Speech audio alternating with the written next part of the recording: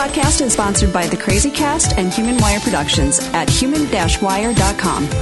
And The Gypsy Haven, Elgin's only witch shop at www.thegypsyhaven.com and onlinewiccansupplies.com. Two witches. You mean like witchcraft? Sharing their opinions and beliefs about the practice and theory of magic.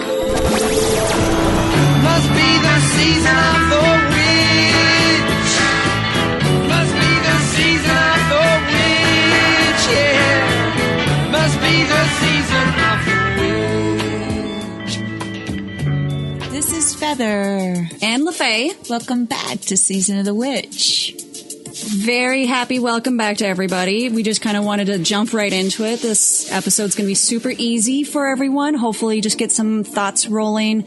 Definitely not nearly as hard on the theory as last time. Oh my gosh. I actually missed you guys not talking to you last week, but we were busy celebrating Ostara. It was a very good. It was nice. It was not overly extreme by any means, but I feel like we got a lot accomplished. Oh, it was awesome. It was awesome. You always put on a killer Ostara, though. It's my favorite. Yeah. But yeah, it's been crazy, busy. Yeah. Whoa. type of energy lately. How have you been? You been okay? I'm generally the rock in the current, so things are always moving around me at super fast paced, and I'm just trying to keep going. But sick. No, actually, no. You know what? It's nice because I'm here a lot of the times, and I can just kind of keep my pace going at a slow and steady. But there's a lot of things coming up, and this is not life consuming, but it definitely is more enjoyable to think about than work. So I look forward to doing these. You're the rock. I feel like a leaf on top of the current, and I'm just being swept downstream in these little whirlwinds, these little whirlpools of craziness, and then just falling off a little ledge and back into the river. But it's good. It's very good. Even at the shop today, it's crazy fun. Yeah, it went from opening the shop and then like 6 hours later, it's like, wow, I can actually sit down and breathe for a minute. Which is good because you guys have construction going on right now, which we wanted to make sure we mentioned because that's going to be, God, till when?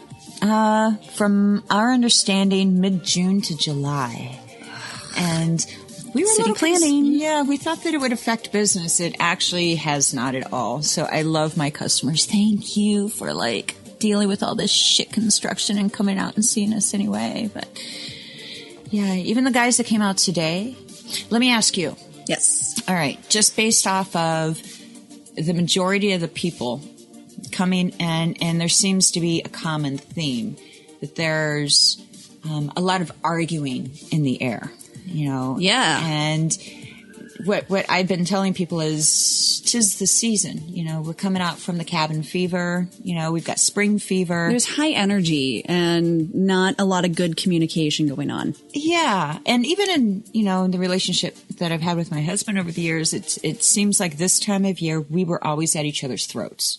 And for no reason. Mm-hmm. And that's what hysteria can do to you. That was me all day yesterday, I'll admit it. Yeah. Well, a lot of people have been coming in with that, and they think that their world is falling apart. And it's like, no, actually, what you're going through is pretty common right now. You have to survive the season. And it's one of those things where everybody feels so aggravated. And I either want to fuck or I want to fight. One or the other. If you don't have one, you have to have the... Do all witches do that? I don't know. But it's more very, very aggressive. That's the Aries coming out. Oh, man. On the way to the shop this morning, I looked at Shay and I'm like, it has nothing to do with you or anybody or even a situation off the top of my head. I just feel mean. Mm-hmm. I don't know why. I want to lash out at somebody and just eat your face. I don't know why. But it is. It's in the air. It's the season, and I just need to purge and get some aggression out, and then I'll be back to normal. We need to do kickboxing or something. That would be balls. Something. I want to go shoot a gun, to be honest. I know that sounds weird, but archery, there's an adrenaline that you get from target practice. And whatever kind of projectile it is, I don't know if it's the Artemis love in me or the Katniss Everdeen for all the nerds out there, but archery, aiming, I mean, like anything with that, it's just that pent up, it's very phallic. Yeah, I can't lie. I like my sharp, shiny things too. No, it doesn't. Not today, it doesn't. And even on that note, as far as aggression and stuff and sharp, shiny things and shooting shit, I've been encouraging people to purge because it's that time, fresh, new, get rid of the yuck, and talking about killing things, not literally, but I think, how many times today did I talk about it? Stabbing a pillow, drowning a pillow, setting a fucking pillow on fire just to purge. You know what's funny? The strangest thing. So I know that I mentioned last time, but I received some birthday gifts. Strangest thing I got, which is really fitting for right now, is my mother-in-law got me a beat-em-up doll. It's a poppet. It's a freaking poppet. It's really? A voodoo doll, whatever it is, but it's got a little thing that says, whenever you're feeling bad, it's got a cute little poem on it, and basically you beat the hell out of it. Nice. And it's like, what the hell? That beats kicking It's your the dog. Damn It doll. The Damn It doll? Yes, the Damn It doll. That, and this really wasn't supposed to be one of the topics of conversation for this podcast, but I have to throw this in really quick, that I think it's very healthy for us to purge like that. And therapists and doctors nowadays, they just want you to talk about it. But you know what? Venting is one thing, but to me, venting isn't a quick enough cure. There's too much physical pent-up stuff going on physically. I mean, there's adrenaline going on. There's norepinephrine going on. There's these fight or flight relationships going on in your brain that's going to make your muscles tense up. It's going to make your blood pressure raise. It's going to make your heart going to beat faster. Right. That talking's not going to fix that. Yeah. So you guys out there that need a good purging, don't hurt anything living and don't lash out at the people closest to you, but seriously, go punch the fuck out of your pillow for a little while and scream and cry and cuss and stab it. I don't know. Do something. I promise you'll feel better. But anyway, it was a good day. It was a really good day at the shop. Freaking really cool people coming in, and a couple people coming in that have listened to our podcast too.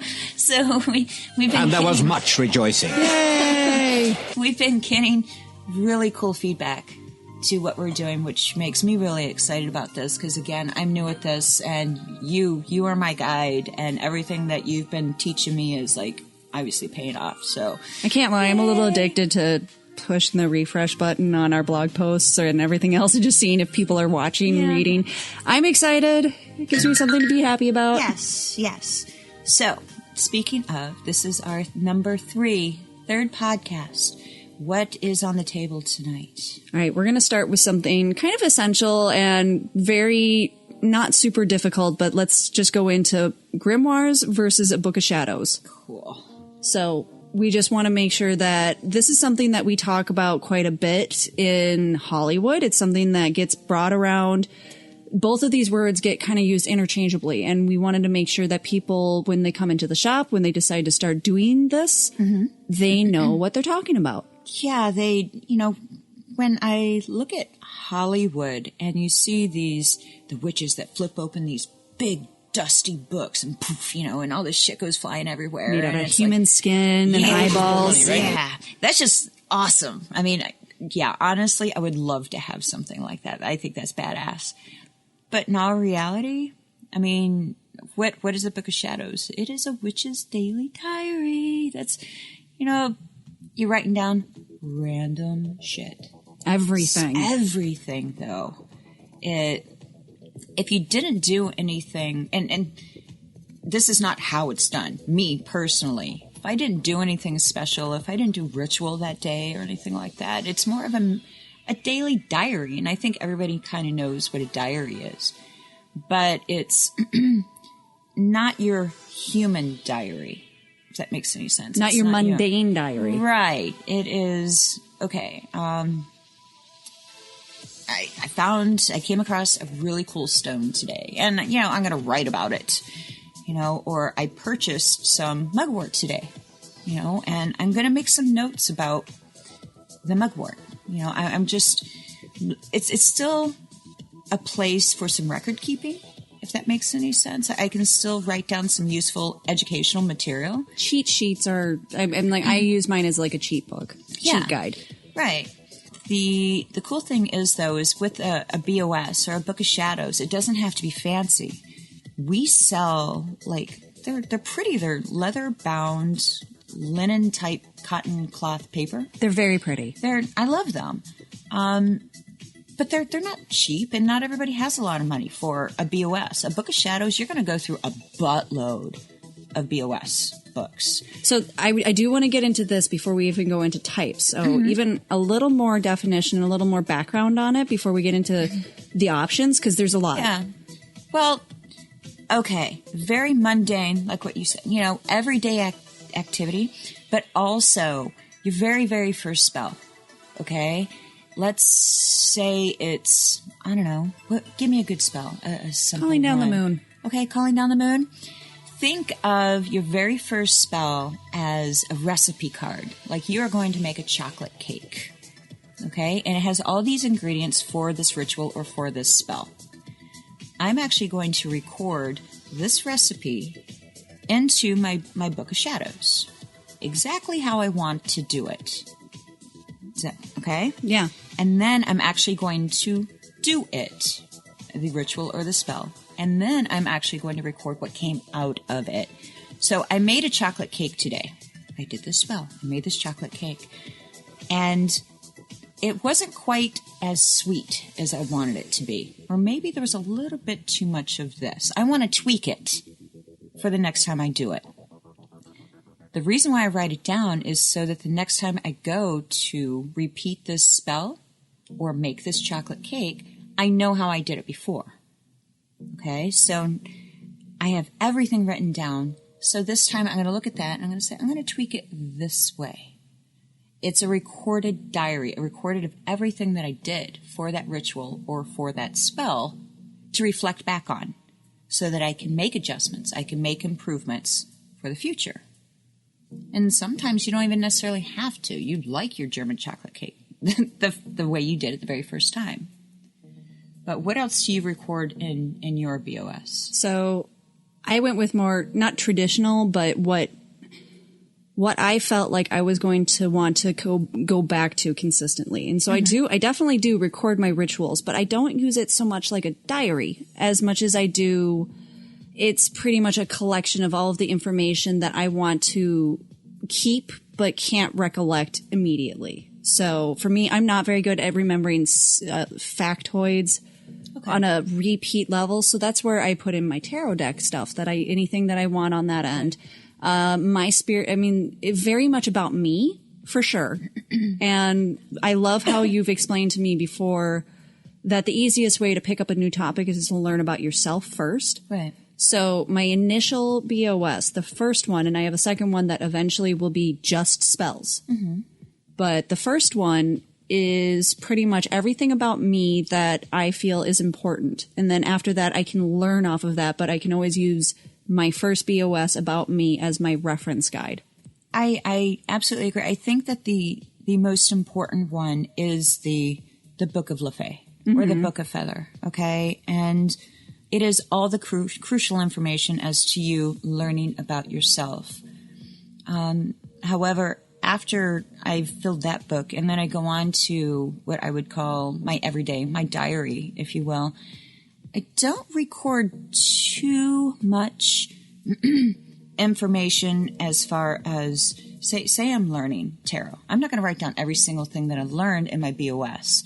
I have separate notebooks that I use for that because I'm learning so much all of the time that if I put it in one book, I'm going to have a hard time finding it. Number one, I'm going to fill the entire book on one thing that I've learned. Okay. And if I want to reflect back on what I've learned, I have to go through the dates rather than. Does that make sense? And That's got my tongue. The only reason, I mean, we're going to have to, this is not an agree to disagree thing, but this is just how people work differently. Oh, right. Because what you're telling me about learning and the different notes that you're taking, those I keep digitally. Okay. So that's where I think the disconnect on usage is, because the things that I need to find like that, or the majority, I mean, like the tarot thing is very quick sequential, just so that I can remember it, very basic references. Oh, see, mine's not. But I have an entire folder of documents dedicated to each of those. Okay. And that's got my own writings in it and everything. And I've got that in different locations in case one crashes. I've got one on the cloud, and then I've got one on my hard drive. Okay. I'll never lose it. Right. But then I also have the internet to my immediate access. Whereas, this is tradition versus new in some ways. I mean, I know that there's new internet witches, and then there's going to be people that need to write things down on note cards. And that's just, I mean, the stuff I really write down, if I write it down, that's what I'm remembering. Right. Because that's how I remember things, is I have to get it written out. And then if I explain it in a certain way and digest and regurgitate it in a certain way, Right. I'll keep it better. But I'm not a huge fan, as we all know, of technology. I started off writing everything. No, I'm going to take that back. I will take that back. When I was finding things in books, I would make photocopies because there was so much information, and I was afraid that when I put the book down, I would forget something. So I started off making a lot of photocopies, and then it didn't feel genuine enough. I felt like I needed some of me to be put into these binders that I was forming. So I would take the information, I would scan over it, I would take the things that I knew that I really needed to burn into my brain, and I would handwrite it in a binder. And that's the action of making the B.O.S. that is considered the most important, is that hand writing it down. But again, I think it's the way that my brain stays organized. And I tend to be very complex. All my soup cans face forward in my kitchen cabinets. Okay. I have to be super duper organized. I need a separate library of stuff that I have learned. Not only a library of books that I go and I read, but a library of things the information that I've accumulated, that I've pulled out of different resources, and I'm going to put in this binder in a chronological order so that I can easily access it. And you do that with your computer. I can't do that. I feel like I'm old school. I need it in a binder wrong with form. that. No, not at all. At all. In fact, I think computers, it's accessible a lot quicker than my way. My way is just comfortable for me. Yeah. Where I know most people would probably agree with you. No, let's just put it on the computer. Anyway, we are different like that. But that's what's great about this whole thing. Right. We can both be right. So I have my library of books.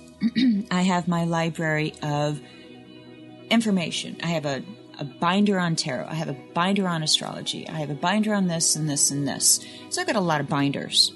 That, I don't record everything. What I may do at the end of the day in my B.O.S. is say, okay, today is March, blah, blah, blah. What did I do that was productive? What was my growth today? Today I added to my tarot binder. And I learned more about the Empress and the Hierophant. Okay? So I don't break down all the information about them. I just tell myself what I actually... You reference the memory. Key points. Right, exactly. And then, towards the end, it's like, okay, well, at least I don't have a whole lot to brag about today, dear B.O.S., but this is what I did. So today was a little bit stronger than yesterday. I am that much better today than I was yesterday. And it's just a daily diary. Yeah.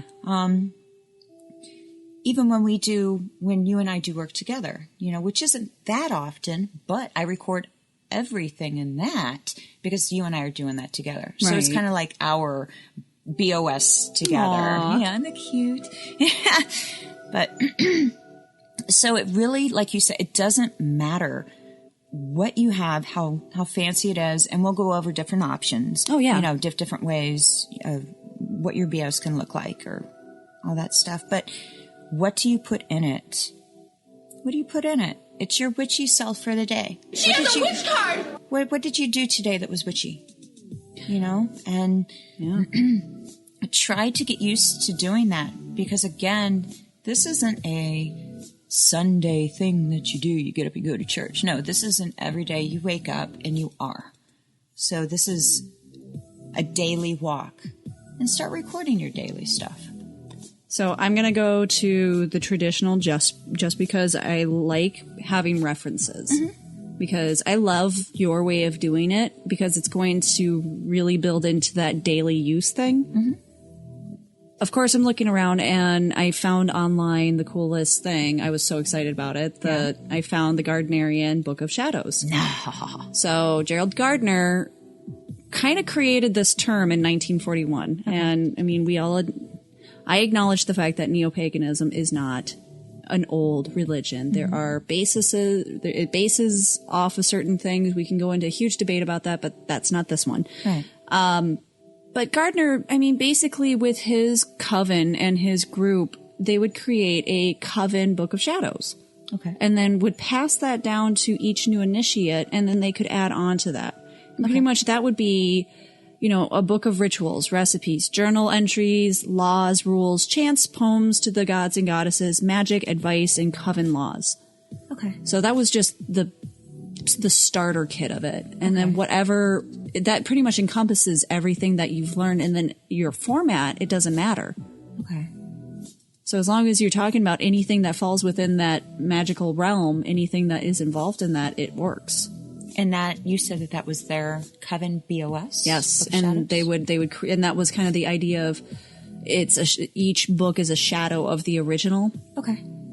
Was the idea possibly, but That's pretty awesome, actually, if you think about it like that. Okay. Now, I mean, when you mentioned that, and that kind of goes straight to grimoire to me, but that's just how my brain operates. But I don't know as much about this particular Book of Shadows that you're talking about, but I think what they did is amazing.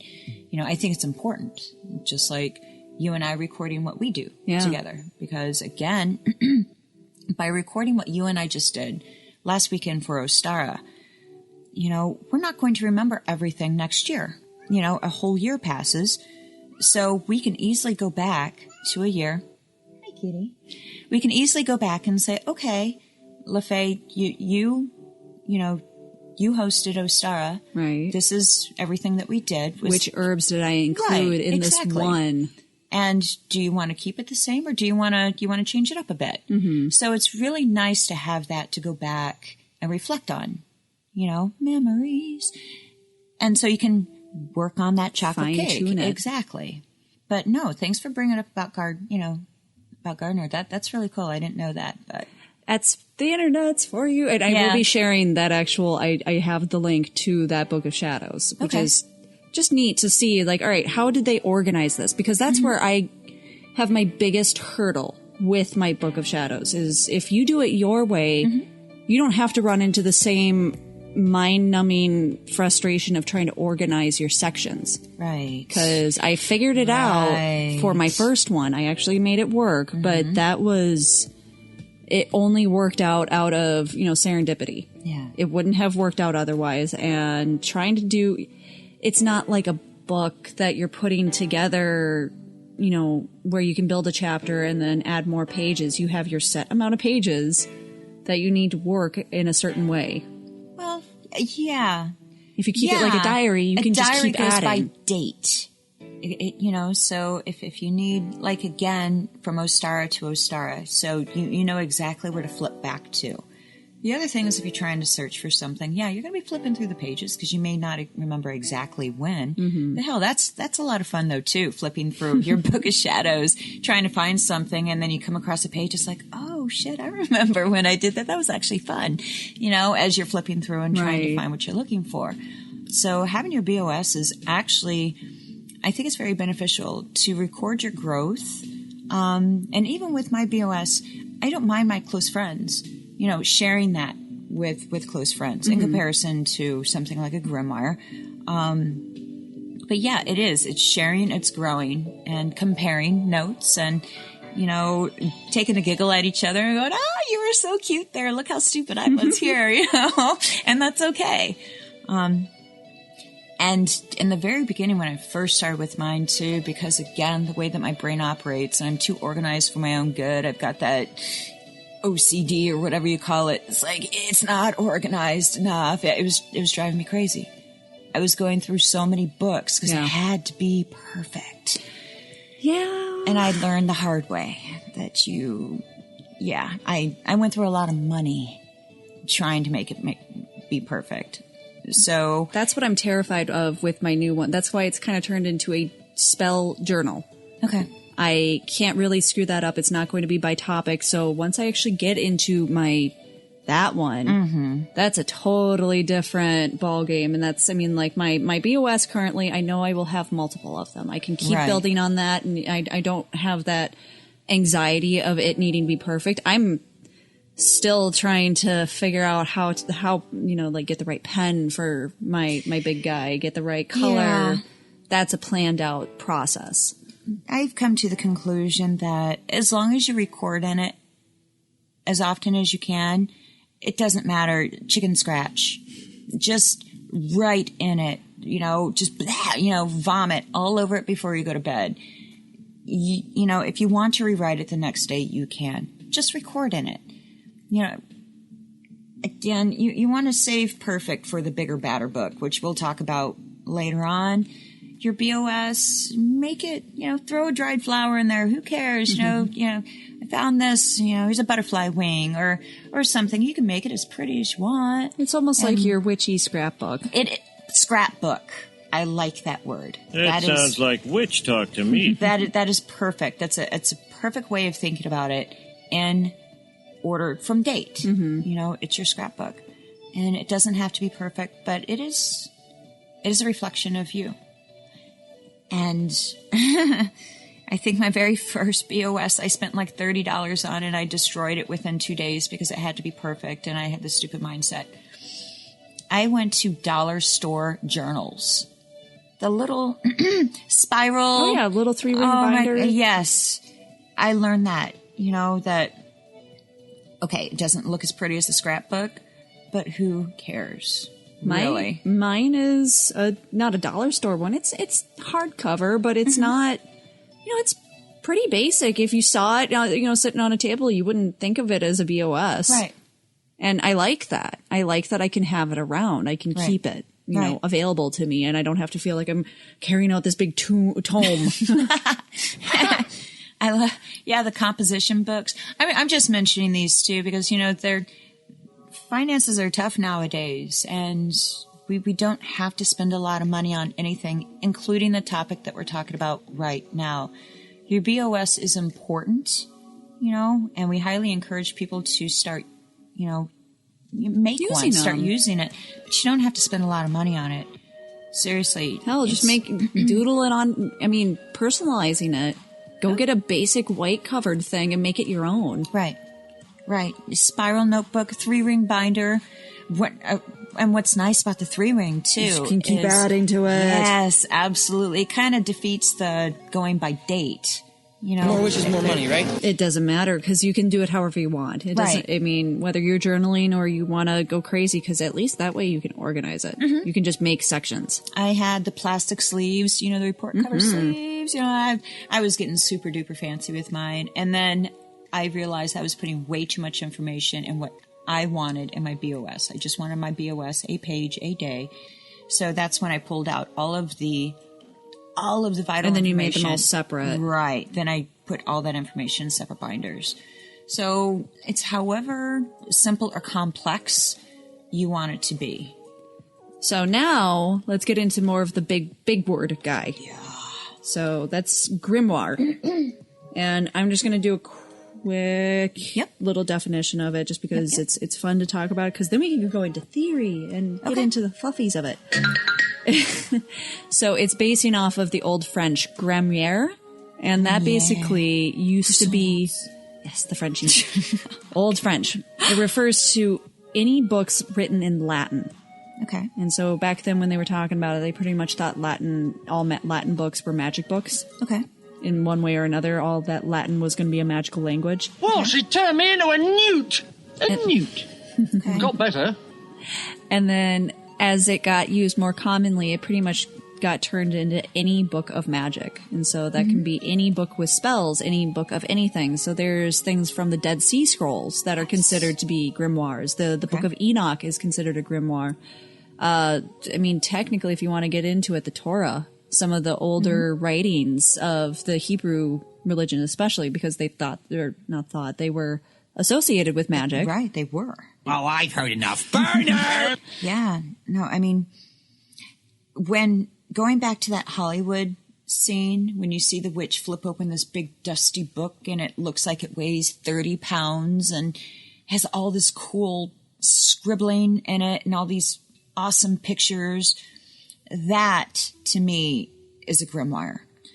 But the difference between the two is that when, as I was talking about with that,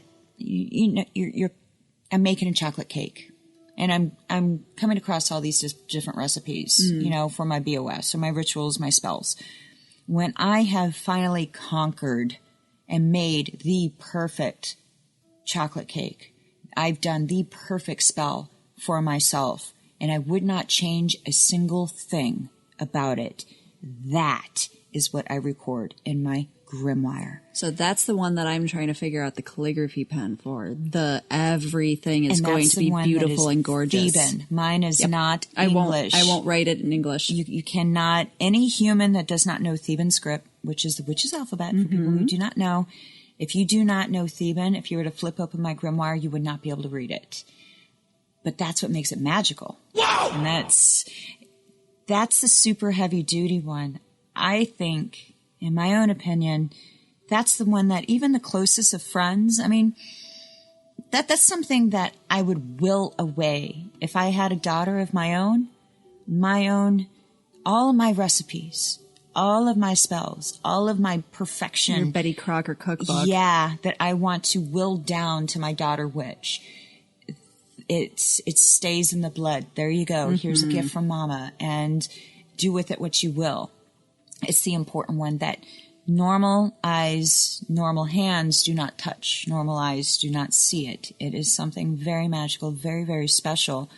And it takes a lifetime to fill one, because not everything that you do is going to be perfect. You are going to come across the same spell that you're going to do over and over and over again until you've tweaked it just right. That's all of your BOSs compiled, compressed, and distilled. Right. And made just the perfect thing. And then you carefully, you don't scribble in your grimoire like you do in your BOS. You're just like, what? No, your grimoire, you want it to be perfect. Use special inks. Use a quill. Your calligraphy.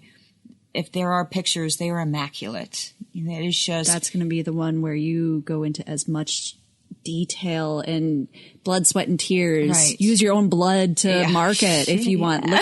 Lick the hell out of it. It's got to be you inside and out. Right. That's the one, if you could get human skin, you would. Yeah, that's the one that you totally scare the neighbors. I didn't say you keep that one hidden. Is that book made of flesh? Yes, it is. Cow We have flesh. found the witch, may we burn? So, but a grimoire, now I'm not going to spend a lot of money on my BOS because you're going to go through a buttload of those. You're going to scribble in them. You're maybe even actually tear a page, out doing whatever. It's going to get beat to hell. My grimoire, that's the big one. That's the one you spend a lot of money on. You don't have to. Make it special to you, though. Yes. Make it yourself. That would be, talking scrapbooking, there you go. That would be something fun for us to sit down and do someday. Oh, no. Okay, we're not going to stray. We get all artsy crafty, and I'm going to totally stray off topic. But your grimoire, make that the uber-duber special book and hide it. Hide it safely. Lock it up where little brother, little sister can't see it. Prying eyes. That's your will down book. Your big leather flesh, whatever it's made out of. I won't ask. I won't tell. But that's also the one you don't show to people unless they're very intimate with you. And even then, I wouldn't let them touch it. I wouldn't let them mess with it. Well, I mean, you were talking about the the gardeners, B.O.S. Yes. You know, and I think that that's really cool. I think that might be what it's referencing from too. I wouldn't be surprised if Gerald Gardner just took that concept from somewhere, because that's really all his religion is. Right. But yes, Yeah. the passed down one. And that's, I don't know. When I think of grimoire, I think of older and wiser. You know, it's nothing new. Anything that's been put in there, there's been a lot of energy spent on that. Mm-hmm. A lot of, like you said, blood, sweat, and tears, literally. And when you open the grimoire, when you feel it, when you read from it, it feels ancient. Mm-hmm. It feels like it's been there forever, and that's what you want. That's what I want. Yeah, that's the cool, epic. You want to have that sitting next to a cauldron moment. Yes, you want to be able to. That's like the Hollywood picture right there. That sounds like witch we all talk see, to me. and it's just Heck like, yeah. oh, what is that book? That's a grimoire. That's a grimoire to me. No. We all have different definitions, and that's cool. A lot of people that I've spoken with don't even know what a grimoire is, and they don't have, they're not interested. They just write in a B.O.S. Right, and then they might treat their B.O.S. as a grimoire. And that's cool too. So for me, I feel like all B.O.S.s are grimoires, but not all grimoires are B.O.S.s. Right. So just an easy way to remember that. Sure. Why not? So don't have to go expensive. You can go as expensive as you want. It's you. So, all right. All right. So going in, you mentioned a lot of day-to-day stuff. Mm-hmm. And as people go into this belief system, this religion, whatever you want to call it, your spirituality, as you get more into it, you start to realize that a common theme is day-to-day mindfulness, day-to-day looking at yourself and going through different things. And so one of the biggest, I like it as a learning tool and a reminder and something to kind of meditate on, but it's something kind of easy, but it's called the witch's pyramid. Yes. It's I don't call anything a necessity, because I don't feel like anything has to be a necessity, but it's a damn good thing to include. Right. Okay. The witch's pyramid.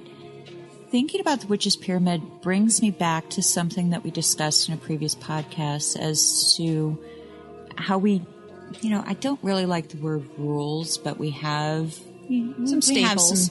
Right. And the key one for most Wiccans is, and harm none, do what ye will. Right. Okay. Which really forces us to think before we do things, because everything that we do, all of our actions have reactions. And I think that this, for me, this is where the witch's pyramid falls into place. Right. Okay. So you have your steps of your pyramid. I think you called it a ladder once. I think that some people have different, and yeah, you have to tell me. Anyway, Yeah, I've made a witch's ladder, but I usually see that one as a little different. pyramid. Okay. To think it, to will it, to dare, and to keep silent. And the very first one, even to think about what it is that you want to do. Okay? What kind of reaction do you want to make with your actions? And that calls for some serious sit-down time. You need to know basic information, not only the tools that you're going to be working with, such as the elements, Right, and the general energy, information. the divination work that you could be doing. This is the first step. Right. This is the first one to really think hard about. It's the knowing part, knowing of what you are working with. Knowing the craft in yes. And that, and I was swearing up and down about it before. It's not easy.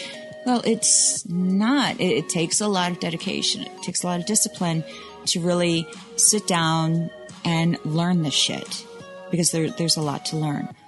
And this is a daily thing. This is not a thing that you can accomplish. This is the Christians have their, the 10 Commandments. There's the Eightfold Path. There's a lot of things, and, they're pretty abstract, but they're day-to-day things to keep in mind. And this is what that is. Yeah. And the beginning phase, the beginning step. I mean, what would you, what would you consider the first part? How do you? I associate it with it? elements as well. So Yeah, as part of the research was just looking into that, and so that it's represented by air. Right. Air. We've got knowledge and inspiration and not intuition to a sense, but it's knowing. I mean, like, think about the word. You have to know not everything, because you can't know everything, but the idea is to try and learn as much as possible. It's that growing aspect. It's reminding you on a day-to-day basis to know more, to learn more, to always... It's a foundation. It is. It's the first tier of that pyramid as well. So it's the largest tier, Right. for a reason. Just like your food pyramid, you've got your witch's pyramid. Right. So to know your shit. Yeah, pretty much. To know your tools, know your herbs, your crystals, Right. your energy sources. And just like you said, LeFay, just because you think you know a lot today, shit, you have so much more to learn, and don't ever let your lack of knowledge of things stop you from applying to your everyday life. You're going to apply the things that you do know. So you may feel as though you don't know enough. No, shit, you actually know a lot more than you give yourself credit for. But knowing that is the key, the first key step, I think. Sometimes the hardest and sometimes the easiest. For some people, it's one or the other. I think that the third would probably be the hardest. But I'm tied between second and third. It's the second and the third? It depends on the day and it depends on the situation. But going into the second, that's to will. Mm-hmm. So I have, in my research, because this is interesting on how you would interpret it, I have two different elements that it can correspond with. Okay. Traditionally, I see it corresponding with fire. Okay. But it also sometimes shows up as earth. Okay. And it makes sense in both ways, because to will, it's... I mean, in the description, I mean, it's a lot to do with how the witch conducts their life, how they push their commitment and their belief system into anything that they're doing, to be able to put their will into the actions that are going forth. Yeah, and see, and that's so... Feels like fire to me. I get that crossed with the third, which we'll go into, but that's the dare. Mm-hmm. And... yeah, I think it's the baby step between knowing and daring is the willing. Right. It's kind of a smaller step as to, okay, I know the basics. Okay. Now I need to actually start applying a little bit. Right. But it's gaining that focus and momentum that can be hard. Yeah. And the majority of the people that I talk to, they keep falling back on, I think I'm going to do it wrong. I think I'm going to do it wrong. I'm going to fuck it up. And I'm like, no, you can't. If you've learned baby steps, then you apply baby steps. Right. And you cannot fuck it up. Okay? If you only know a handful of things and you're out to, like, move mountains, well, guess what? That's not going to happen. But it's not fucking it up. It's right. It's just not going to come to fruition. Right. It's really not going to happen. So, yeah, the second one, to will it, it's having some confidence in what your brain knows, okay? And pushing forward, like what you said, that fire element, that motivation to saying, okay, I've got it in my head, I'm thinking about it, I am going to start willing it into existence. I am taking that step into actually making it happen. So this is where I can see people like myself. This is where I stumbled at first, especially in the very beginning, because I could research the hell out of everything. But taking that first step into saying, I'm going to do a ritual. Mm-hmm. I'm going to do this. Even if it's just, I'm going to add these herbs to my coffee with intent. Yeah.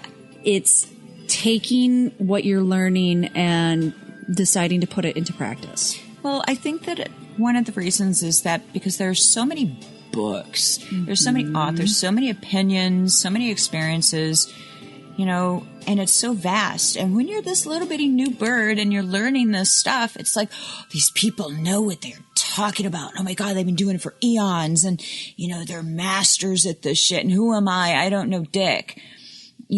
I'm nothing in comparison to them. That's a crock of shit. You are no less than what I am. I mean, just because we've been doing it a little bit longer, no, that we are no better than you. We know stuff and we apply what we know. You know stuff. You're learning stuff. You're going to fucking apply it. And the only person that can stop you from doing that is yourself. Honestly, it's that, I don't know if it's some deep-rooted fear that you're going to fuck things up. Whoever put that in your head should be shot. Well, maybe not shot, but at least bitch slapped. That you can, you can do anything you put your mind to. Your mind is there. It's sharp. It's ready. You've educated yourself. You have a firm understanding. You have your stuff, your base. Right. Once you have that base, there's nothing that should stop you from being able to move forward. Correct. And once you do that first thing, you start to realize how much easier it is to just keep adding. It is. And then you start planning, and then you start planning bigger. And then you've done 3-4 rituals and you realize that you can go even grander. And then you're getting people involved. And then it turns into this thing. Yes. And again, falling back to the Book of Shadows, that's why we have these, because, each time you do it, every time you experiment, it's going to get grander and grander. So you're learning stuff and you're growing some balls. You're getting some fucking balls to do some shit. There you go. Okay? Listen to them not. And that pretty much moves right into the next one. We're going to dare. Yeah. That's the straight up balls. That's using your balls. That's everything. Right. And that is going full force. That is utilizing the energy, everything that you've learned and you feel with total conviction. Everything that's going hand in hand with you, with the elements, with your deity, with spirit, with manipulation of energy in general, and sitting down and making shit happen. That's probably the most fun one. Oh, it is. And again, I mean, this is way beyond addicting. I agree with you. I think that getting over the will part is probably the biggest obstacle for most people. Yeah. I've read it. I've listened to a lot of people. I really want to do it. But, it's like, you know what? If you're at home by yourself, who the hell's going to sit there and tell you that you did something wrong? Burn a fucking candle. Super easy first timer. How can you fuck up that? Right. She has a witch card. The smallest of things. It doesn't matter. A lot of people too, that's why we have books. Mm-hmm. There are 10 gazillion spell books out there or books on ritual. And it doesn't mean that they are right. And it really doesn't mean that that spell is going to work for you.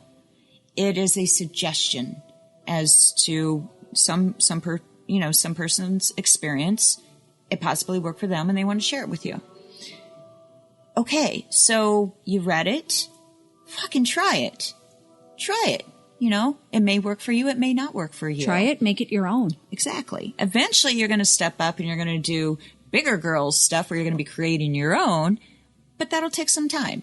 And until you know the building blocks, until you have an idea of really, you can take as many different references and everything and just build it together. But until you start to know what works for you, there's no way of being able to progress. Right. You have to fall on your face 10,000 times.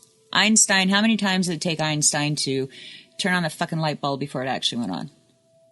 That was Edison. Einstein. Ooh, let's have some more wine, Feather. Thank you. Boo. Edison. I had that Einstein. It's been a long day. Forgive me. Okay, we're talking about Edison. Paganism, luckily. I not know. scientists. You get what I'm trying to say. Einstein had a thing about failure too. Okay. Regardless, Wow. Those are the big three that feel like there's momentum behind them, and then there's the one that almost feels like it stops the momentum, but it's so important. Yeah. The most important thing is that once you start getting excited about doing this stuff, you found like you're on the right path and you're reading, you're educating, you're listening, you're learning. You're having some success. Oh, yeah. And you stick your toe. You know what? Fuck it. Don't even stick your toe in the water. Jump into the fucking deep end. Jump in there and just do it. Do it. Do something small. Just fuck it. Blah, and you're going to write down everything that you did in your book of shadows afterwards. We're going to dare. Grow some balls and apply what you've learned. And then once you've had all of these wonderful things, this is kind of the really witchy. It's the hard part. It really feels like the stereotypical witch thing to say, but it's to keep silent. Yeah, for a couple of different reasons, actually, especially for newbies.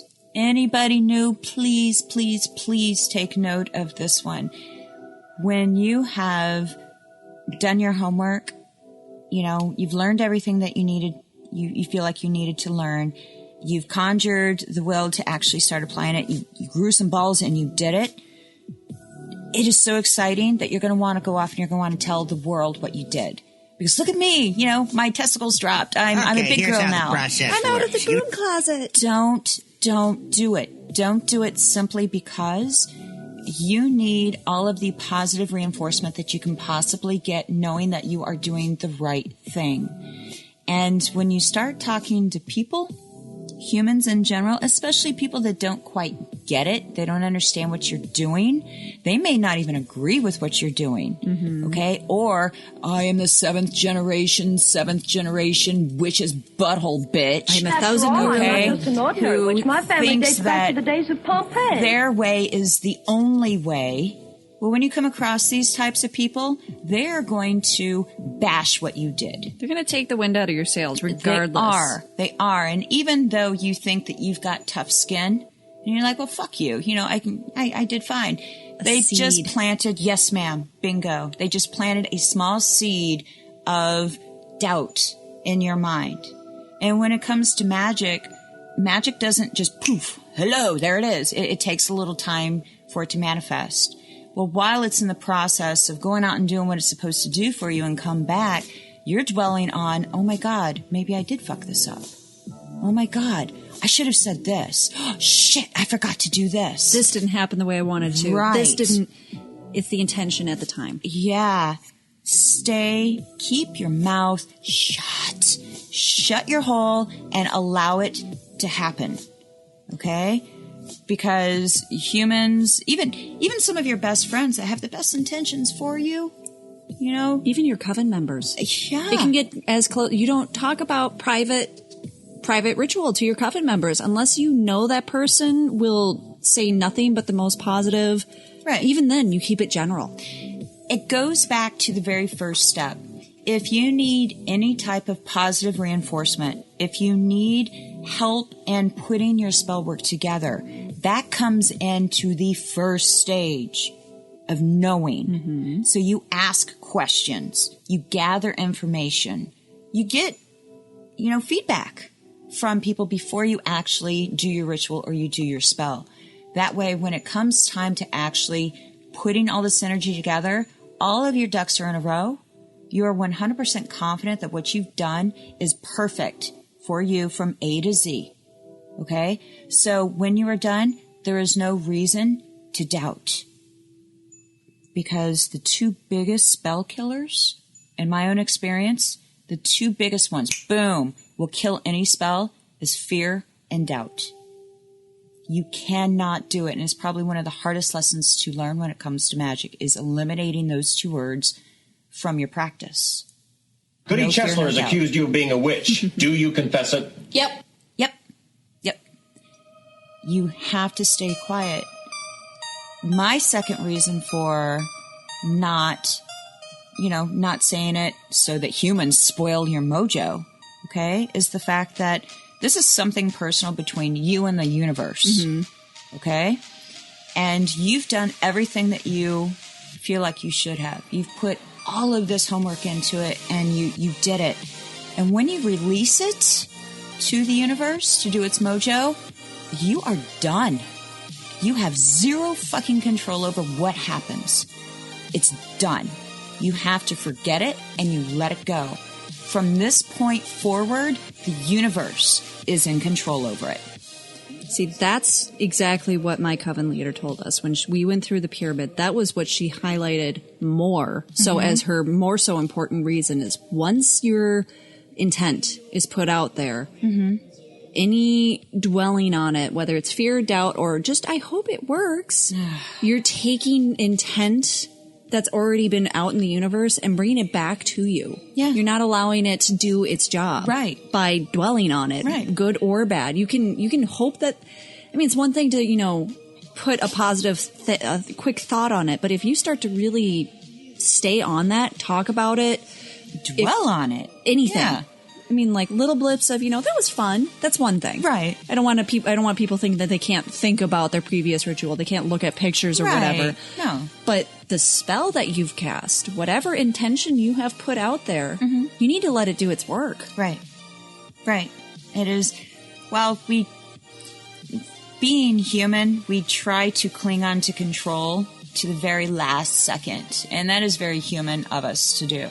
But we have to realize that this whole path is more of a balance of us with spirit and the universe. And we are working hand in hand. It is our partner in crime. We want something big that we cannot achieve. A cheese. Like some cheese and crackers. We cannot achieve simply by ourselves. That's why we go to Magick, okay, for added help. Well, when you've got a partner and you release the control over to your partner, walk away. It's their turn. The universe has to do its job now, too. You've done your part. Shut up, let it go, walk away, and move on. Carry on bravely, and then it will come back to you when it's supposed to come back to you. And that means you don't have to sit around waiting for it either. No. That's going to be neurotic. That's going to drive horrible. You nuts. Is it going to be today that it's going to work out? No, you have to let it No go. control. Let go of the fucking control, you control freak motherfuckers. I know, I'm a control freak too. And it's really, really hard. But it is necessary. You have to let it go. And just like you said, LeFay, too, absolutely, if you get the smallest doubt, because being human, the devil made me think like this, planted that little seed of insecurity, like, wow, it hasn't come to fruition. It's been 4 days. I'm not seeing anything. Stop that feeling right there. That is not allowed in your mind. You are not allowed. Dare you fill my head with such loathsome propaganda? Yes, exactly. It's not fucking allowed. You will not pollute how I feel about what I've done. So I'm going to stop you dead in your tracks. I've done it, so mote it be. It is, and I will have this. End of story. I get a big shit-eating grin on my face, and I carry on. It's finito. Stop it! Sorry, I kind of went off on a little tangent there. No, it's important, and it's important because second one is difficult for beginners. The last one is difficult once you've conquered the other 3 tiers, because at that point you're excited. You are. You want to, you don't want, I don't dwell, but I do. I start to get into the mode of like, how did this go? How did this go? Can I refer back?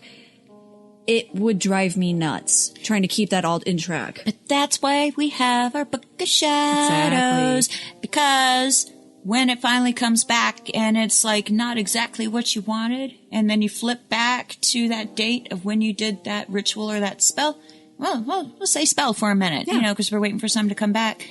It's like, dude, I wasn't specific enough. I said it right there in my Book of Shadows. I was not specific enough. I wanted love, I got lust. Yeah. I need more detail in my ritual, but that's part of the knowing aspect. You have to know everything that you're putting into. And it's trial and error. It is. Unfortunately, you're a lot going of it's going to be. Fuck up so many cakes. You're really, some of them really end up being brownies, other ones end up being charcoal. Yeah, and some of you just like throw in the trash and don't even feed to your dog. It's like, wow, okay, but that does not discourage me from trying it again. So you have to go through all those phases. You have to learn. But when you are done, shut up. Don't talk to your friends. If you want to talk to your friends or your family, do it in phase 1. Phase 1. And if anyone asks, because people, if you're in a nice group of people that actually know what's going on, stay generic. I mean, you can say things went well. We had a good night. Very kind of how we described Ostera earlier. Right. That's the example of staying silent. We won't go into any details. Right. You don't have to be a monk of silence. You don't have to, we go into not extremes, but we definitely want to make sure that I don't say something so extreme that it's, off-putting. Right. Cover your ears! Yeah. Listen to them not! Shame. There's a time and a place for everything, and there are certain people that you say certain things to. But general rule of releasing spell work to the universe, shut your hole. Be quiet. Stay silent. To be silent. So, any questions? I got one more, actually. Oh, okay. I got a surprise bonus one I didn't even tell you about. So during the research, of course, this I had not heard of, and even in the descriptions, they acknowledge the fact that this is a new concept. I'm starting to see an optional 5th point. Okay. It's to go or to love, and it's associated with spirit. Okay, break that down. Make me understand here. It relates to putting your soul into the workings, not by just talking the talk, but walking the walk. So it's pretty much a conglomeration of all 4 of them. Mm-hmm. And that makes sense. It's, I don't know if I will include this because I almost feel like it's redundant from to will, because to will and to go. But I could see where they want that representation of spirit. I understand where they feel like having all of them to put together as a lifelong, action point. Okay. It makes sense. I don't feel like I need it, but I like it as a, your call to action is like, now you've got all of this, do it. Thinking about it, because I've never really thought about it like that. When I was talking about the Witch's Pyramid, it was more or less the steps for spell work, okay, for magic, from point A to point to point Z. To finish. Right. When you said that, it makes me think of, rather than magic, it's more ritual.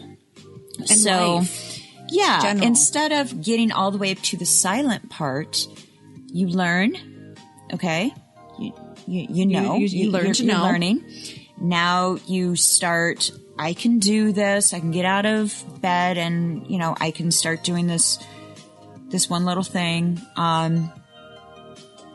It's more for, how do I want to phrase this? It's every single day life.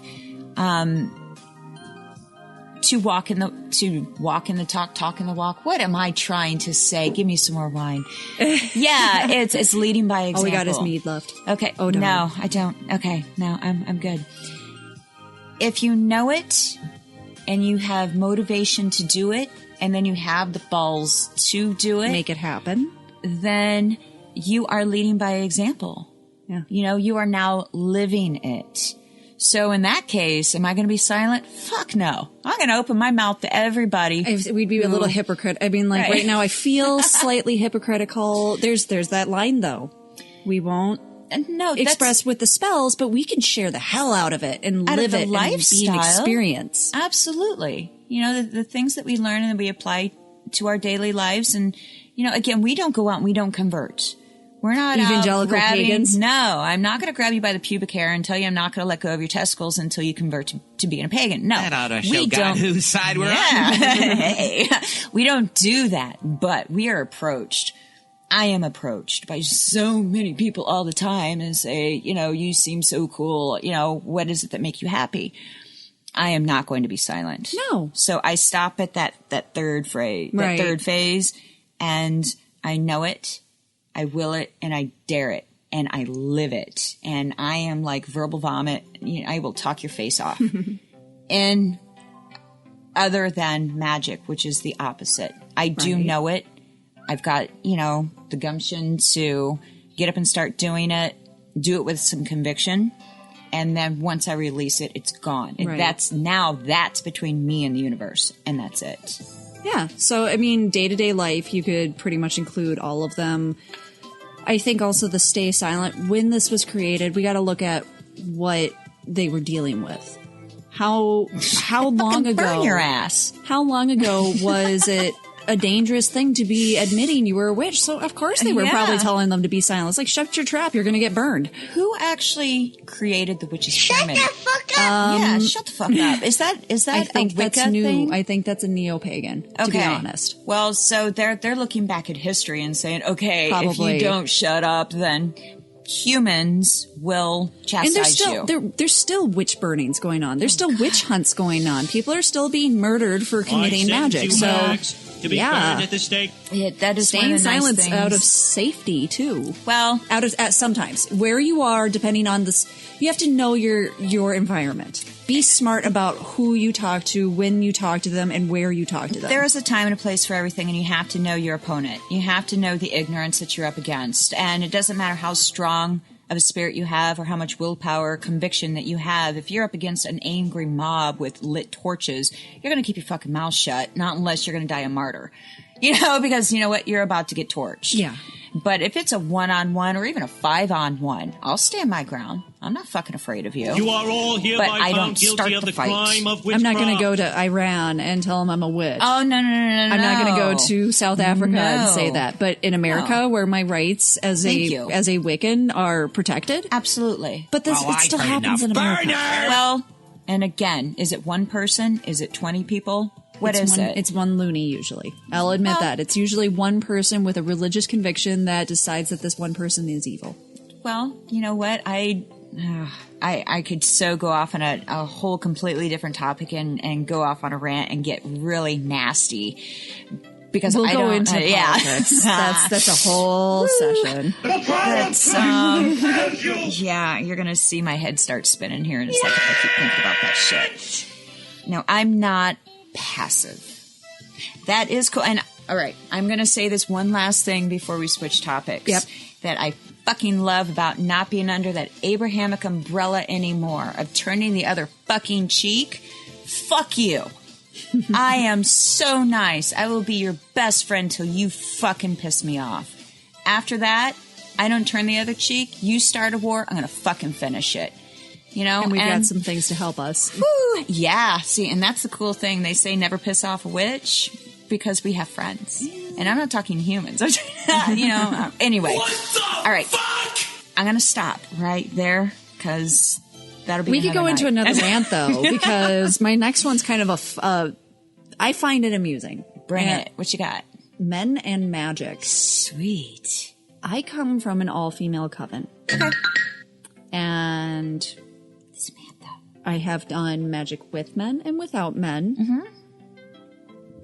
If it wasn't a brand new coven in a brand new city in a brand new state, Okay. I definitely wouldn't have been so adamant about going to an all-female coven. Okay. But the question that we wanted to raise was the idea that there's so many mentalities that women are more connected to the moon, they're more magical, they're more connected to nature, that men, this masculine energy is too brutish to deal with the feminine arts. No. That they're warlocks, that they're sorcerers, that they're, this, that, and the other thing. Can a man be a witch?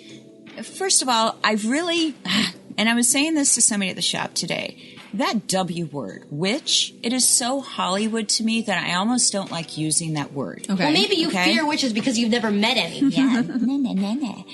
Yeah. And whenever somebody says the word witch, they instantly think of female, and I personally cannot stand that. She has a witch card! Coming from a patriarchal religion to a very heavily,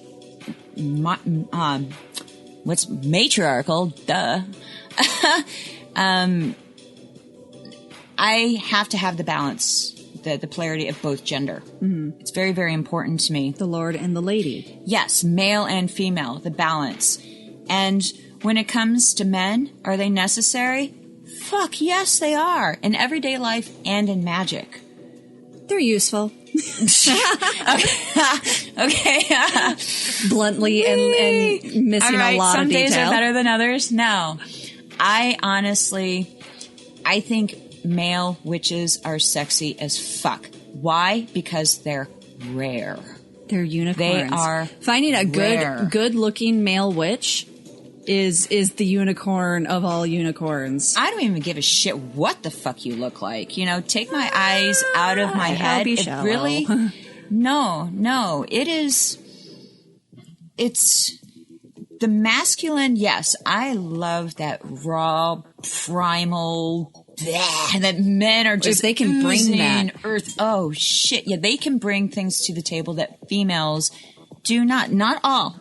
That's the only thing is like I have seen some pretty effeminate pagan men, and I'm not knocking. I've seen plenty of very feminine men and some very masculine women. Yes, yeah. In fact, I tend to think I have bigger testicles than tits sometimes.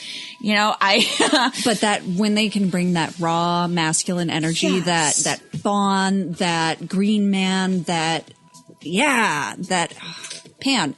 If they can bring pan energy to a circle, I don't care what you look like. I will agree with you there. Yes, But I have to walk through a convention full of pagan dudes and they all smell like body odor and axe and whatnot. That's any convention, regardless. Humankind really in general. Is, and I don't think that has anything to do with paganism or witchcraft. That is anything.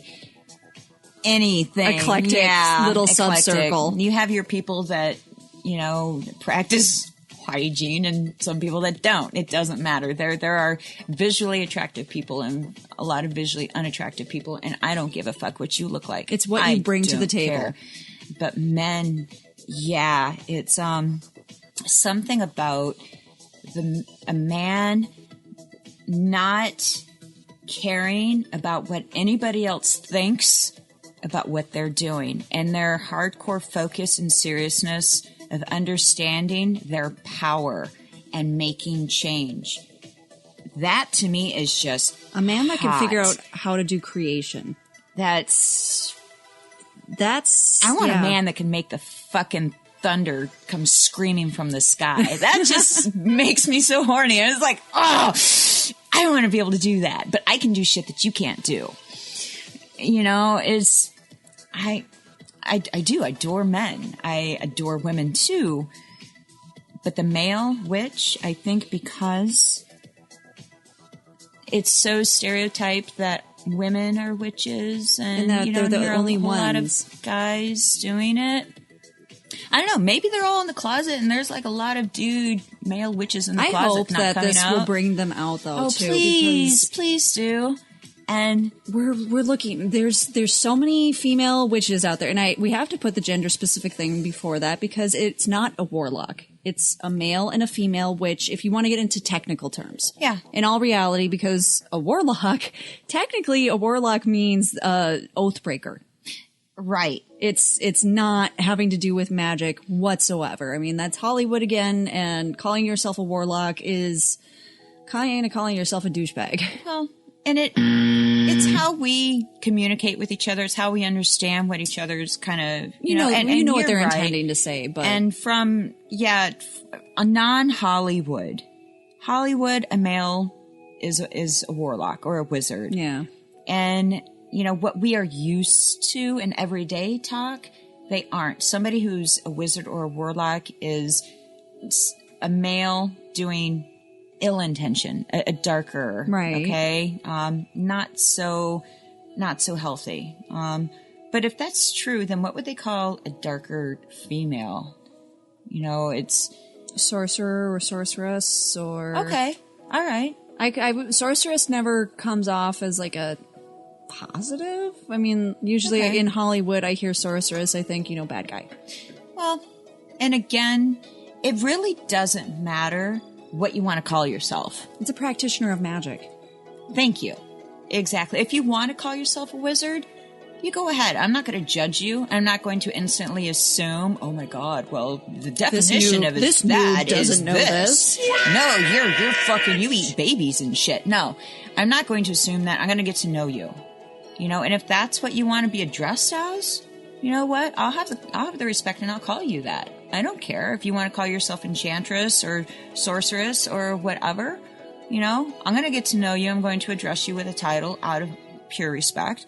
But if you're a crotch, you gotta earn that title, though. Well, yeah, and I would really, I want to do a podcast on magical names, and that being one of the hot topics. The titles versus everything else. Yeah. Well, But as far as male witches and male pagans in general, and not just witchcraft, but just under the pagan umbrella, I definitely meet plenty of men that are, Buddhist, or Wiccan, or pagan in general, or under heathen, that pagan, or I like using that word. Heathen's just sexy. That's very masculine. I like that one. I only met one female that proclaimed to be a heathen, and she was just hot. And it's like, oh, that's just hardcore. That's cool. But males in witchcraft, to me, and it's not in a pussy way. Okay, it's not an assault. Oh, look at him! He's performing miracles. He's one of the fairies. No, he is like vulnerable at that moment in time, but there is strength in that vulnerability, and he's just like making shit stir around him. And to me, that's sexy as all hell. Mm-hmm. I think that the same thing, boys aren't supposed to cry, blah blah blah. Well, we're not asking you to cry. We're asking you to be strong and powerful, and don't be afraid to come out and call yourself a witch. We're running around saying, you don't have to proclaim to be anything. It's really nobody's business. But acknowledge the fact that you're interested in this. Yes. Don't be afraid to. I think it's a lot easier for women to call themselves a witch, to say that they practice magic, to say they're Wiccan, to do that, just because, I don't know, like society really puts labels heavily on dudes that call themselves certain things. Mm-hmm. And for women, we're a little more flighty. Everyone associates masculine energy, feminine energy. Women are more, associated with magic naturally, just out of, Hollywood especially, but, literature as well. I think that the one thing that both genders need to keep in mind, it's very, very important to me because it really rubs me the wrong way, is that with witchcraft comes the path. They do kind of go hand in hand, no matter what okay? And the path teaches us to try to leave some of those human negative behaviorisms, try to outgrow that shit. Let's just grow up. But a lot of times when you meet more aggressive individuals, be it a male or a female, they tend to have this attitude that they know more, that they are better or stronger. And I think it takes me back to the whole Christian days. Like, I am a guy, so, what I says, fuck you. Right. Don't go there with me because I don't give a shit what you call yourself. You're no longer wizard, whatever. You're fucktard now. You do not treat the opposite sex with disrespect because you are masculine.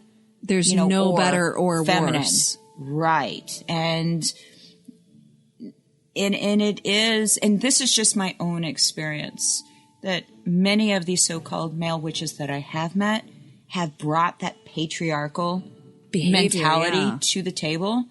And, the warlock has arrived. You can kiss my feet now. Go make me dinner, bitch. Fuck you. No, you are under the pagan umbrella now. And which is, we're all on the same playing field. Yeah. I will cut your balls off and feed them to my dog with that mentality. Wow. Sorry, kind of going off on a vent. Male witches, I love you. Don't be cocky. Twats. Thank you. Same thing goes with the 7th generation of a 7th generation. After all, I'm not just an ordinary witch. My family dates back to the days of Pompeii. Perfect.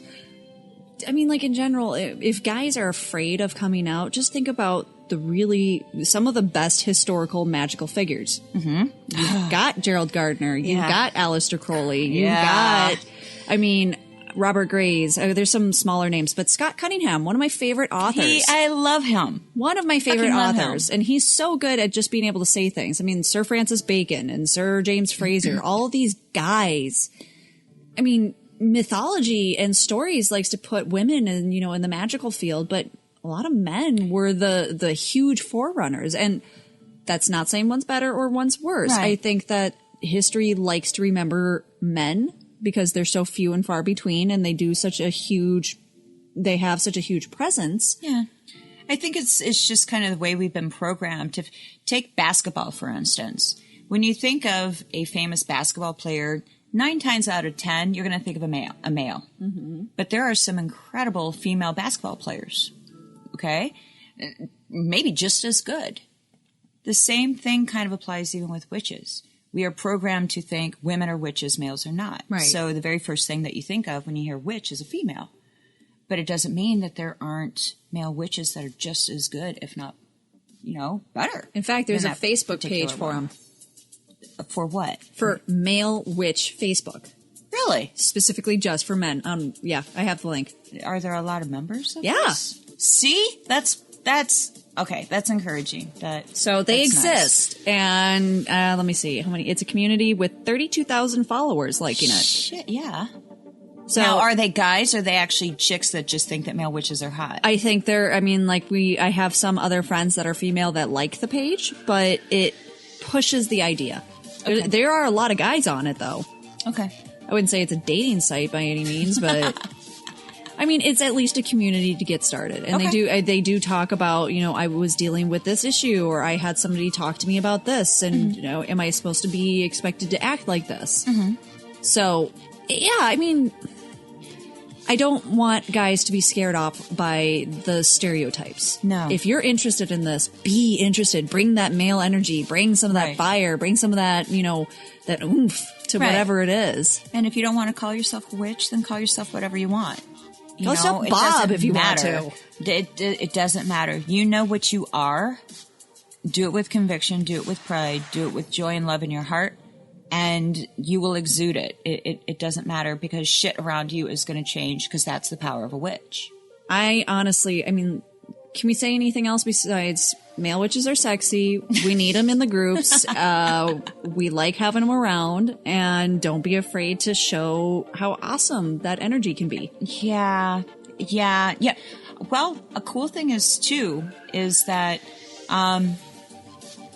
even when talking to females that come into the shop that are very interested, and their significant other, their boyfriend, their husband is sitting out in the car. Yeah, they have amazing support. The cool thing is when she is getting into it, and then he's like, whoa, babe, what's going on? You're doing some changes in your life, and this is kind of interesting. Yeah. Encourage him. Share. Yeah. It's not like you have to convert him to your way, because we don't do that. But if he's interested, share it. Because if he becomes interested, guess what? Now you have a work buddy. You've got a study buddy. You've got, encourage that masculine energy to your table. Because only having female energy, and trust me, female energy rocks. So does male energy. Put the two together, that is... You've got your yin and your yang. Right. You've got, how much is duality such an important part of this? Right. So yeah, after the duality of everything, pretty much we wanted to wrap this up on a fun topic, I'd call it. Again, I wanted to bring this up because I posted a link of the podcast on a friend's page, and she's got some interesting, I think it's a father-in-law situation, so she's not actually friends with him. I think she was a little embarrassed by him, but he pretty much said that, this is a disassociation from reality. And for delusional? For me, it's like, all right, I can accept your challenge. For someone who doesn't know, who is closed-minded, who is... I could say some really nasty things about this guy, but pretty much all I could say was, looking past the basics of, the mundane everyday life it's really, oh, God damn it. It wasn't, it's invigorating. It's something that you can be inspired to every day. And then it makes me think, I meet some really interesting people, and I just look at it as like, am I crazy? What's going on? How do we include psychology and magic and this path? Even people that come into the shop, there are so many, and it still baffles me that they will come in and their eyes are huge, like deer in a headlight, and I don't know why I'm here. And I've said that before. I don't know why I'm here. Why am I in your shop? And so we're starting from scratch. And just the whole what you do? What, are you guys crazy? You believe you can change things? Right. Exactly. Do you think you can fly? And I get all those idiotic questions. And when it comes to what you stated with this particular individual. Oh, my favorite. Number one, don't sit behind a fucking computer like a coward and say something like that without me wanting to respond harshly. Okay. We don't go out to convert or to, we are very happy people. Yeah. Absolutely. I'm quite content with myself. Thank you very much. Yes. But just like what we were saying earlier, we walk what we talk. Okay. We live what we preach. Okay. This is not just holier than thou, do as I say, I'm not doing this for anyone else besides myself. Right. And, to hide behind a computer and say something like that. I think this guy's off the rocker, by the way. I would love to have a fucking one-on-one conversation with somebody like this. Because I can pretty much guarantee you that his life is fucking pathetic. And boring. Yes. Thank you. It doesn't take a whole lot of strength to sit behind a computer and bash somebody's beliefs and ideals. Your daughter-in-law, I don't even know how, this guy is... It went from bashing the podcast, which is all right, I don't know why you're surfing around on that and everything, but the idea then he turned it into I'll be free when, he's super Republican too. So lovely guy in general. As soon as that got involved, I'm pulling out, but Freudian slip. Let's not get politics into this. Yeah, no, this has nothing to do with politics. Yeah. This has to do with the fact that somebody tried to call out the fact, am I crazy? All right. You know what? We have said this right from the beginning. Everything that we think and feel and do, breathe, is our choice. It is our path. It is what works for us. And it is leading to empowerment, enlightenment, happiness, success. And what the fuck is wrong with that? I don't, am I supposed to prove to you that the things that I do happen? No, how am I supposed to prove that? I can't. I'm not going to sit there and tell you about every weird little instance, every weird bit of synchronicity, every little bit of knowing that something was going to happen. I can't list those things, and I'm not going to take the time to do that for you. And incorporating your own personal empowerment, which, were you going to dispute that? That if you do that, then you're going to have to take down all the motivational speakers. You're going to have to take down every priest, every pastor, every single person that has a belief system. Exactly. You're going to have to tear them down too. Okay. Now, are you going to dispute the amazing force of nature? That's a science. I mean, do it. Try it. Yeah. You will fail, you fucker. And if you don't believe in anything, that's your own shit. That's you. Exactly. But you know what? I don't fucking care about that. All I know is that what works for me works for me. Does it make me crazy? I'm actually very happy. I'm fulfilled. I've never been so happy in my life. All of my needs are met. My needs are wet. Ooh, fight or fuck. Okay. Some needs have been met. Okay. I'm sorry. All of my needs are met. My wants fall in my lap. I don't even have to ask for things. The universe just delivers things to me. It is amazing. It takes a little effort, and it takes a little putting some mind and matter into it. Right. But yeah, absolutely. I get results. Does it? Okay. Psychology. All right. Let's start with basic psychology. Okay. Every single person that walks through the store, do they wind up buying something that is pagan or witchcraft related? No. Because you know what? I tell them not to. And people look at me like, what, are you insane? You've got a business to run. Absolutely. But I'd much rather be honest with you and say, you know what? What you're dealing with is something more on a psychological level that you need to address over over anything else. Don't turn to Magick for this particular thing. You need to go home and you need to do some self-dissection, some soul-searching, and figure out what it is that you really want first. Theoretically, if you live the path that you're trying to, if you follow this the way it is, there is so much introversion. There's so much mindfulness, looking inwards, trying to dissect every little thing, trying to figure out what is you, what is something else. You have to have a firm grasp on your own reality before you can try and affect it. How the hell are you going to know what's different if you can't tell what is real? So, I mean, and to sit there and bash people who do that, we are actually here trying to make shit better, not only for ourselves, but to affect other people. People that will sit there behind a fucking computer screen and say, you know, that we're delusional. What the fuck do you have to contribute? Other than that, no, go dig a hole and die. You're creating negativity while I'm trying to do something positive. Right. Why is that crazy? Right. So what if I'm sitting next to a tree meditating? Who's that harming? It's not. It's not. It's you're different and they are threatened by you. You know, and even, again, I'm more of a logical girl. I need proof of shit. I really do. I'm not led off blind faith. You know, because you say so does not mean that it's gospel. I have to do trial and error. I fall back on logic and science. There's scientific method involved with most of what we end up doing. Yes. Psychology being a huge contributing factor to it. You have to understand yourself inside and out. You have to understand what you are, who you are, forgive yourself of past imperfections, let go of regrets, and start growing as a person. That, once you become better and stronger and healthier and happier, that's how you give back. You cannot help anybody until you've helped yourself.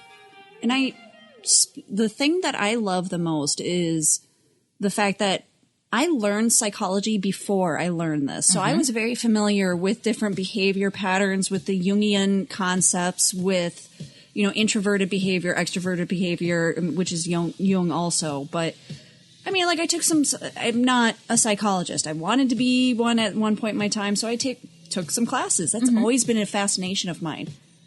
I start to incorporate that into Wicca. Shit, yeah. And things click so much easier. You start looking at like Zodiac.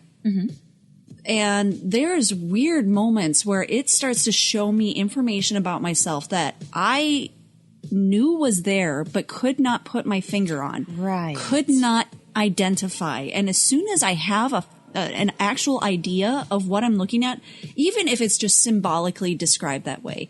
Aries, there's certain personality traits that fit within that. And I acknowledge that, but it wasn't until I got deeper that I started to see my Aquarius. I started to see where that Capricorn was. I understood where my cusp was. And then I'm looking at like, oh shit, that's why I feel introverted at times. I don't always feel like an Aries. I feel like I have to, you know, constantly be in my own head and I'm always, you know, rounding about. Then I can acknowledge that and change that negative behavior pattern. And that has helped me develop and grow stronger than any amount of, you know, going to psych classes, going to a psychologist. I mean, no one's perfect, but it gives you a different way of looking at yourself also.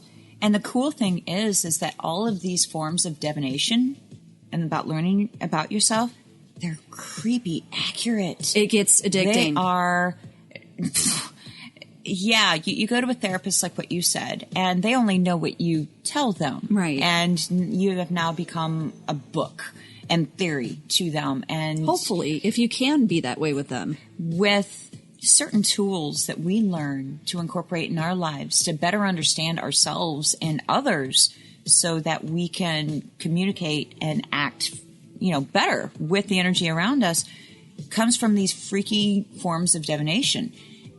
Yeah, but there's a lot of science behind it too. This isn't just, you know, mumbo jumbo. Right, exactly. I mean, I'm not one to come up and debate why the moon does what it does and how it has the power over us that it does. I know scientifically it has strength. Okay. I know for a fact that I feel it and how how it affects me. You can't, and like you said, understanding yourself, you can't necessarily, I would say, change things about yourself. You can alter. You can things. adapt it. Right.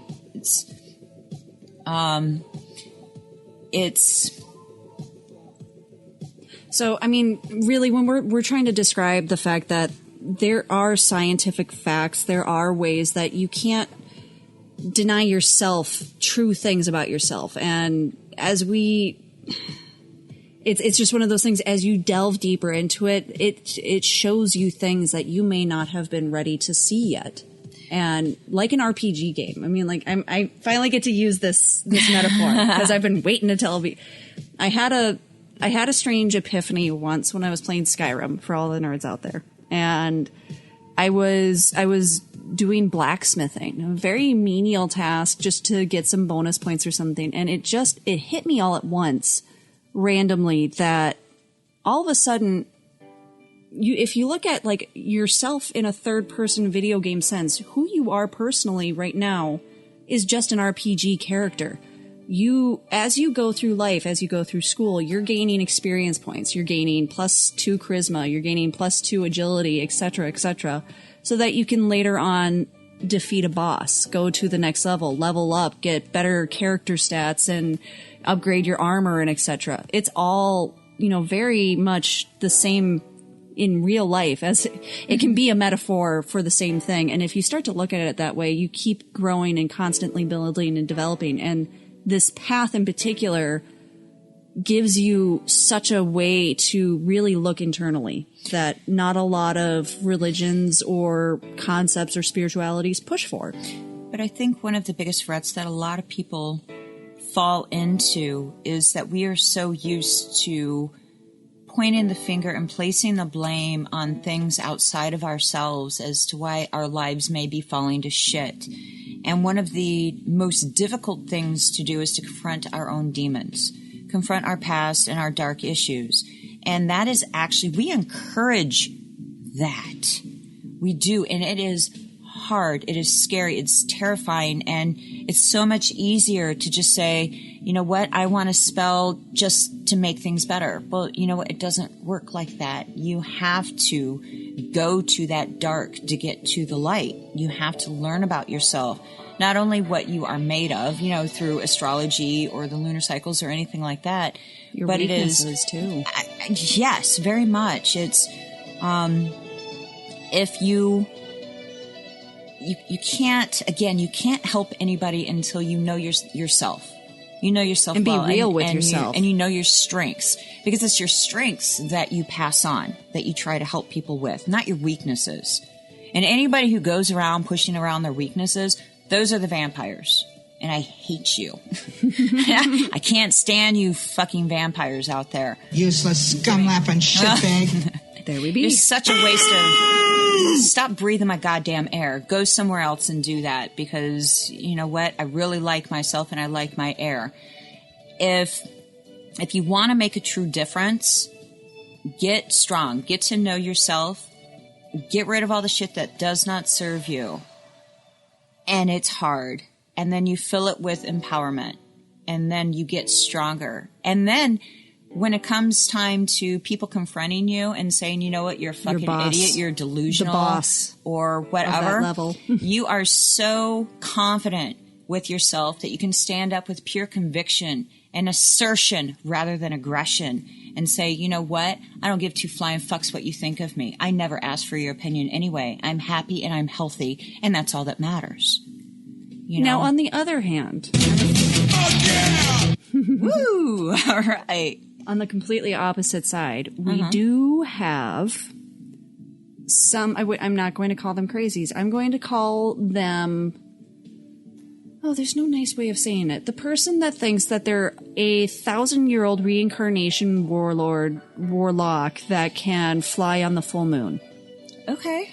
The people that sell charms on Etsy, telling them that, there's the people that are taking advantage of that, and then there's the people that truly believe it. Well, being a teacher for a while, I did learn, or an educator, I should say, that the media in particular does prey on ignorance. And humans prey on ignorance too.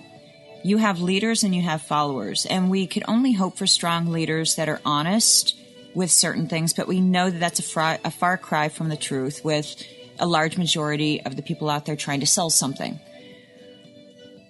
And there are plenty of people that will fall prey to, things that aren't healthy. Okay. Whether it's cults. Yeah. And some people just need to be led. And unfortunately, if you're lucky, you find a good leader. And I honestly think that there are more poor leaders than there are strong leaders. But it's,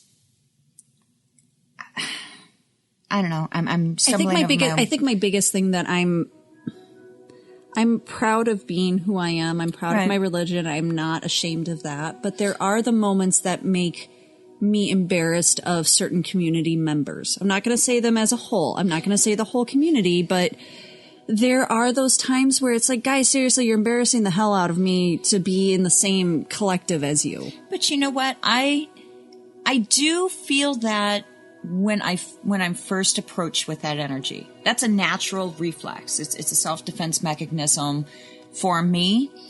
But at the same time, sometimes I think, and this may sound a little retarded, and you can laugh at me all you want, but I think that we need those people sometimes. Because even though that particular mentality is not good for me, okay, especially if you try to push it down my throat. That's when I call you a twat. That's when I get most uncomfortable. But if that's just who you are and you're not shoving it, then there are other people that will actually respond very well and relate to you. And you know what? And you're going to form yourself a happy little family, and y'all are going to run off and live on a fucking planet and do all this crazy shit together. And that's fabulous. And I'm happy that y'all are all happy together. But are they being real with themselves then? Well, if they truly believe that they're a 1,000-year-old warlock that can fly at the full moon. There are plenty. I believe in reincarnation, but I don't necessarily know my past lives, and I have no interest in learning them. Okay? I'm using a bad example, and I know that there are other crazier versions. I'm like, that people are, like... I have people that come into the shop to tell me that they're aliens. Right, or that they've got hexes thrown on them and everything. I mean, like, the people that obsess to the point of damaging themselves. I'm not even talking about... It's great to have... You've got the UFO believers. You've got the Sasquatch believers. Yeah. That kind of behavior is not specific to the pagan community. I think that we create a safe haven for them to express themselves. Yeah, because we do not judge. Right. So it's a safer place to be. But then we've got the people that could be doing harm to others by pushing and promoting that behavior. There's people like this demon doctor who does Reiki from over the phone. Okay. And does his actions maybe give his clients peace of mind enough to forget their troubles?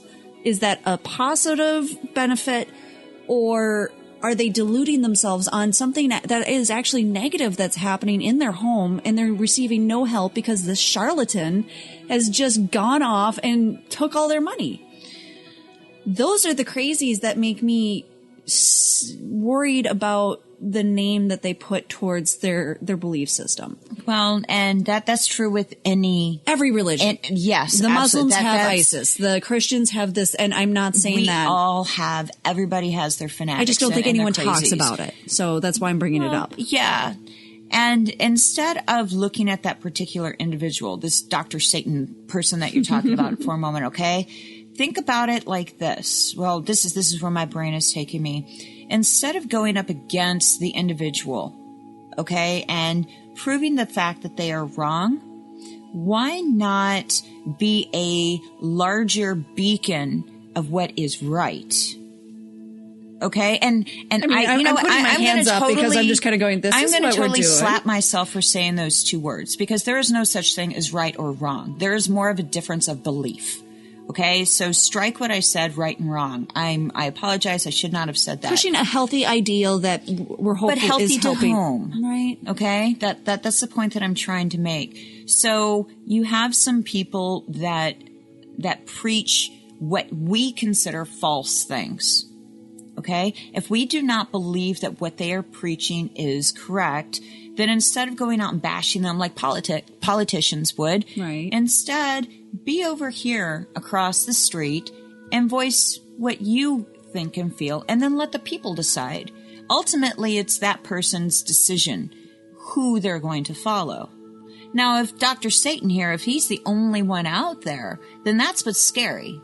You know, because all these people, that's all they know is this Dr. Satan dude. Right. But that's a far cry from the truth. Now, if they limit themselves and only they find the first person, this Dr. Twat here, and they stop at that and they follow him, whose fault is that? That's their fucking fault. Right? Because the world of the internet and people in general, there are so many different things that you can go out and educate yourself on. Right. If it was a small town with a single church and that one church was the only access to spirituality and that particular pastor was feeding you a load of crap, that guy would have a lot more responsibility than the one of million options. Right. That's a fair assessment. I have these conversations with people when it comes to right and wrong, good or bad, holy and evil, blah, blah, blah. Again, let's go back to duality, okay? Polarity, balance of things. I hear all the time people that have this wishful thinking. I wish that the world was this pleasant, this Eden, this perfection, everybody just got along and, well, yeah, there's such thing as having respect and compassion and, being genuine towards people in general. But in all reality, and I'm going to get booed for this, but we need shitty people. We need shitty people to learn from, because learning and falling on our face, falling prey, being a victim of shit, that is how we grow. That's how we learn from mistakes.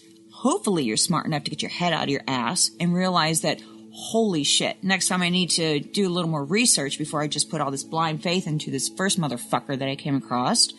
Okay? And that is how we grow. We need morons. We need a select amount of morons. Well, the scary thing is that the population, that the percentage of morons is outnumbering the percentage of people that seem to have a tad bit of common sense to them. And that is scary. So what do we do as a community? This is what we're trying to even do with this podcast, is to reach out and to help people understand that there are different options. Could we come to the conclusion then? I don't want to cut you off, but I think what I'm getting out of this, and I like where it goes, is instead of, it's not crazy, it's ignorance. Ignorance is I don't think the people that you could label as crazies are truly crazy. There are going to be people that are mentally handicapped in one way or another. Their neurochemicals are off kilter. They're manic depressive. They're whatever. Right. That's a legitimate physical thing. But the ones that believe in this, maybe they just haven't had exposure enough to the right material to figure out. And if they're happy that way, great. If you feel like you're a badass 1,000-year-old warlock, I'm not going to tell you you're wrong. And when I hear that, and I don't mean to offend anybody out there, but that reminds me of a Pisces. Okay, yes, very imaginative, very out there. But those people that are way out there in La La Land, they are some of the most amazing artists that you will ever meet. Okay, because they are not limited. They're not stuck in a box of creativity. They are just like it's just exploding fucking stars and rainbows Picasso, shooting out of their ass. We needed a Picasso every so often. So those types of personalities, and again, there are other Pisces out there that so relate to that. You can't ask a Pisces to be a Taurus. I wouldn't want that. We need those imaginative people. So are they crazy? Well, you know what? What they believe and what they do, I'm not going to apply it to myself, but I'm not going to be so arrogant as to say that they are they're fucking nuts. Right. You know, that you're not a wizard. What the fuck are you talking about? No, you know what? I will call you anything I want that you want me to call you until you completely lose my respect in you. You know, you want me to call you fucking Queen Sheba? I will call you Queen Sheba. Just don't be a twat to me, because now you're Queen Twat. You know, it's just... And this is why I wanted to bring this up, because I don't think they're crazy. And I'm not... I should retract my statement on saying I'm embarrassed by them. A part of me is always kind of like, are you okay? Because I just want to make, it's partially caring. I'm intrigued. I'm usually just kind of like, you're interesting. I want to study you. But then, once I fall back. It goes against your logic. And so there's a lot of logic. And it goes against your logic. And it rubs you the wrong way. Sometimes it rubs me the wrong way. Sometimes I love it in small portions. Well, yeah. I will admit, it's like, there's a lot of people that I've want around you for about 10 seconds and then you need to leave because okay, it's like, show me your really cool art, show me your really cool thing you're working on, and we're done. But I don't like being challenged on these things because I have to have scientific proof behind all my stuff. Yeah. To an extent. I mean, there's stuff that I personally have experienced that I can't expect a scientific response. I can't recreate it. I can't make it happen in a laboratory. Sorry. Doesn't work that way. Right. But I don't feel like I'm disconnected with reality. And the more science comes out with all of these crazy things, the more proof that things are correct. Like sage. Sage actually does kill bacteria in the air. And that's not just a crazy myth or belief system or superstition. It's very scientific. Absolutely. It's the hypocrites that really rub me the wrong way. Yes. I don't care how flighty you are, you know. If you're a fucking hypocrite, we're all hypocrites. I'm a fucking hypocrite too.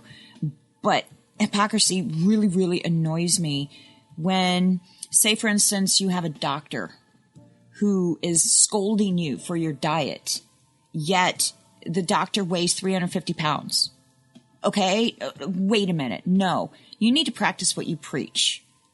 Right? Right. So if you are going to sit there and call me nuts or delusional, okay, where did that come from? Right. Because as far as I know, I've got it going on, you know, and I'm far cry from delusional. I mean, I'm sure that by the numerous people that surround you and me both would be telling me, damn, chick, you're from a fucking other planet. No, I'm pretty down to earth, and not too many people come right out and say that I'm crazy. You practice what you preach. I preach healthy. I preach happy. I preach self-dissection, annihilation, growth and development, and pain and suffering to get to these things. And I try my best to be what I am talking about. So if I'm delusional, you need to come up with something a little more logical to back the fact that I'm delusional. Where?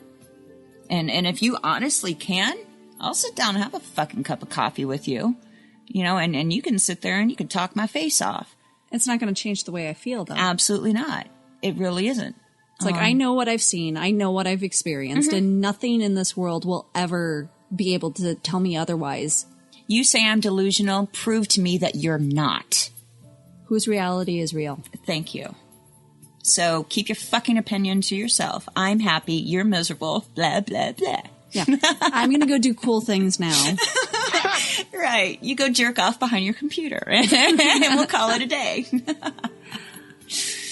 Well, I liked that note. That I feel like that was a pretty good note to end on for tonight.